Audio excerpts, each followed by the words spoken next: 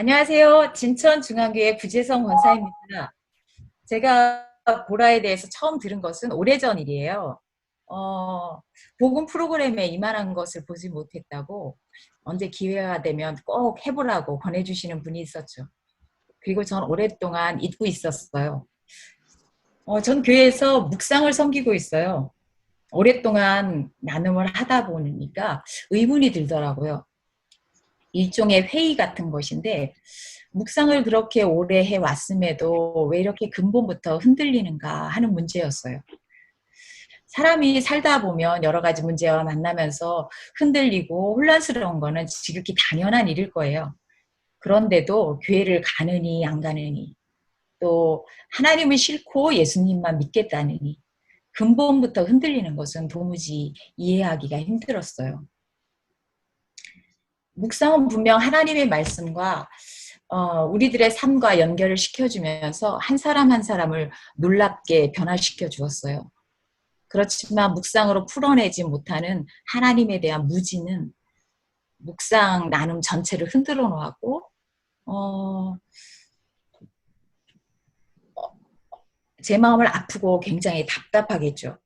목회자들에게 도움을 구해도 보았지만 고구마 줄기처럼 쭉 이어진 하나님에 대한 무지는 저에겐 오랫동안 숙제이고 고민이기도 했어요. 그러다가 2018년 초에 이상한 목사님의 권유로 제가 섬기고 있는 중등부 아이들과 함께 3박 4일 보라 캠프를 참여하게 되었어요. 그리고 전 그 해답을 찾았다라는 느낌을 받게 되었죠. 아, 전에 말씀하신 보라가 이런 것이구나. 무지 감격했어요. 저에게 첫 호흡을 주신 하나님, 그 하나님의 사랑으로 차고도 넘쳤죠.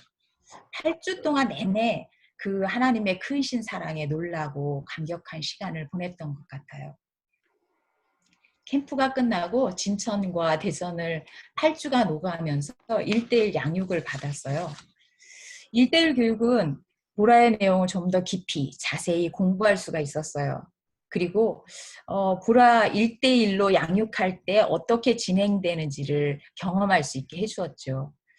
또 하나 너무 좋았던 것은 새로운 교회를 엿볼 수 있었다는 것이에요. 저를 양육하신 분이 새로운 교회 집사님이었는데 보라 하는 동안에 간간히 교회 이야기를 들려주었어요. 목장은 어떻게 만들어지는지, 목장은 어떻게 세워지는지, 교회의 크고 작은 문제들은 어떻게 해결되어 가는지를 들려주었는데 너무 놀랐어요. 와, 이런 교회가 가능하구나. 이런 교회가 있구나. 저에게는 신선한 충격이었어요. 8주간의 훈련을 다 마치고 중등부 때부터 알고 지내던 그리고 이제 자라서 고등학교를 막 졸업한 친구를 시작으로 양육을 시작하였어요. 처음에는 제가 보라를 해보자고 권했지만 횟수가 거듭되면서 스스로 해보겠다고 하는 분들이 늘어났어요. 시간이 없어서 기다리기도 했고 조절하다가 어떤 주는 한 주에 2분과 보라를 하기도 했어요. 이제는 부득이한 경우를 제외하고는 한 사람씩 한 사람씩 천천히 해나가려고 해요. 저에게는 집중하기에 딱 그 정도가 적당하더라고요. 그동안 12명 정도 양육한 것 같아요.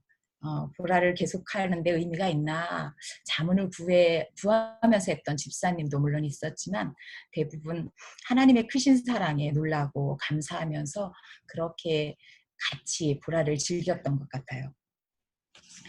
지금은 다른 곳에서 사역하시는 사모님과의 보라를 잊을 수가 없어요. 사모님은 어렸을 때 부모님이 이혼하셨대요. 그래서 할머니랑 단둘이 생활을 하셨어요. 할머니가 큰 사랑을 사모님에게 주셨기 때문에 사모님은 안정적이고 사랑도 많으시고 밝고 긍정적인 분이셨죠. 그럼에도 외로웠던 사모님을 찾아오셨던 하나님, 보라를 통해서 그 하나님의 사랑이 태초 이전부터 자신에게 있었구나, 자신에게 쏟아 부어졌구나를 확인하면서 얼마나 많이 울었는지 몰라요. 그리고 그 하나님의 사랑이 영원토록 계속될 거라는 사실에 첫 시간부터 너무 울어가지고 매 시간 끝날 때마다 붉어진 눈을 서로 바라보면서 웃고 다시 부둥켜 안고 울고 이런 일을 반복하면서 보냈던 것 같아요. 제 딴에는 믿음이 단단하다 하고 여겼던 딸아이와의 보라도 잊을 수가 없어요. 소감문을 받고 보니까 하나님과 거부의 감정들을 가지고 있었더라고요. 보라를 하면서 그렇지 뭐 하나님은 그러실 테지 이렇게 마음속으로 반응했다고 하더라고요. 실과에 가서야 자신이 가진 하나님의 사랑이 어떤 사랑인지 비로소 확인하게 되었다고. 그리고 이제야 새 것이 자신이 되었다고 고백을 하더라고요. 얼마나 감사했는지 몰라요. 요즘에 특히 감사한 것은 저와 보라를 한 분들이 다른 분들을 양육하는 일이 시작되었다는 거예요. 이제 두 분들이 그런 일들을 계속하고 계셔서 너무 감사해요. 그 중에 얼마 전에 저와 친한 친구 권사님이 자신의 친구를 양육하게 되었어요. 이 친구를 보라 할 때 굉장히 힘들었거든요. 도저히 받아들일 수 없는 가정에 문제가 생겨서 보라 진행하기가 너무 힘들었어요. 매번 믿기지 않는 상황들이 변화되었고 둥 떠 있는 것 같은 이 친구에게 보라의 내용이 과연 들리겠는가 그렇게 자꾸 걱정이 끊이지 않았어요. 그런데도 계속했어요. 왜냐하면 제가 두 번째 보라 할 때 이상한 목사님한테 질문한 적이 있거든요. 너무 힘들다. 계속하는데 의미가 있느냐 했더니 이상한 목사님이 말씀하셨어요. 상대방이 그만두자고 할 때까지는 계속하라고. 그래서 계속했어요. 그런데 놀라운 것은 이 친구가 한 번도 시간을 어기거나 빼먹지 않고 제 시간에 꼬박꼬박 와주는 거예요. 그 어려운 상황 가운데. 그리고 저한테 이야기해 주었어요. 보라 할 때는 잘 들리지 않은 것 같은데 일주일 내내 보라 했던 하나님의 말씀이 귓전을 맴돌았다고요. 그리고 그 어려운 상황을 그 말씀 때문에 견딜 수 있었다고요. 어쩌면 우리가 생활할 수 있는 힘은 하나님의 그 든든한 사랑에서 나오는 거 아닌가 이런 생각이 들더라고요. 그 헤매던 친구가 이번에 다른 친구를 양육하게 된 거예요. 저는 과정 내내 가까이서 지켜보면서 너무 감사했어요. 보라 할 때 들었던 내용 이거더라? 그러면서 기억해내고 또 퍼즐 조각 맞추듯이 맞춰가고 또 보라의 내용을 정리해 가더라고요. 그러면서 감탄하고 놀라워하고 와 자기 상황으로 잘 이해하지 못했던 것을 이렇게 해결해 가는 것 또 완성해 가는 것을 보면서 굉장히 감사했습니다.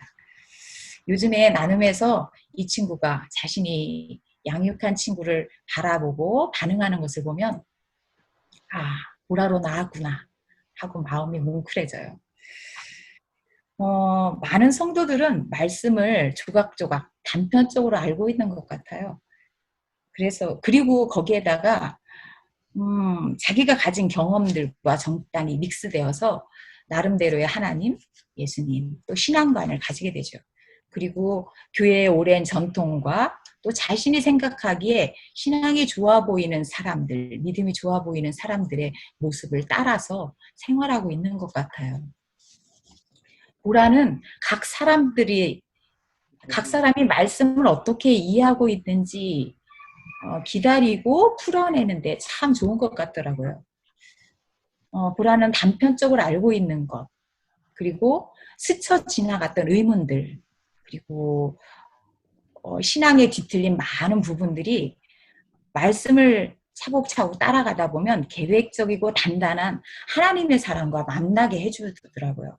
그리고 복음의 큰 줄기를 형성하게 되는 것 같아요. 보라를 다 끝마친 후에도 말씀을 듣거나 생활하면서 보라에서 나눈 하나님의 이야기와 연결점을 찾아가면서 계속 신앙이 단단하게 연결어가는 것을 확인할 수 있었어요. 저 개인적으로는 양육을 하면서 한과한과를 다시 만나게 되더라고요. 어떤 때는 7과가 무지무지 좋고 어떤 때는 5과의 가슴이 먹먹해지고요. 그러면서 흐트러진 저를 다잡아가면서 진행하고 있습니다. 탁월한 선택하셨습니다. 보라를 통해서 하나님을 누리시고 채우는 시간 되길 바라요. 그리고 여러분들이 누리신 것들이 흘러 넘쳐서 주변을 적시고 그렇게 많은 사람들이 그 보라의 기쁨을 맛보는 그런 시간이 될 거라고 확신합니다. 기대합니다. 남은 시간 화이팅 하세요. 화이팅!